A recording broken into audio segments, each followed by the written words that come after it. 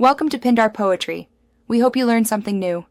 You start by powering the iPhone XR off and removing the SIM tray. This prevents short circuits. Once done, unscrew the two pentalobe screws at the lightning connector using a Y000 driver. You'll then use a suction cup and opening picks to separate the display. Apply steady upward tension and slide a pick around the edge to release adhesive. Do this gently to avoid screen flex. The goal is controlled separation, so you can access internal screws and connectors without damage. Once the display is open, you must remove the metal display bracket, unscrew the small Phillips screws, and lift the bracket to access the battery and display connectors. Disconnect the battery first to cut power. This reduces risk when you later remove the lightning assembly. After that, detach the display cables to create working space.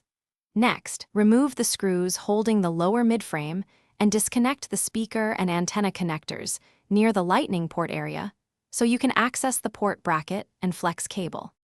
You install the replacement lightning port by seating the flex cable into its slot and tightening the screws to the specified threads. Make sure the bracket aligns to avoid pinched cables. Reconnect the speaker and antenna, then reconnect the display and battery connectors in reverse order, ensuring each connector clicks fully. Before sealing, plug in a cable and confirm charging, microphone, and data transfer.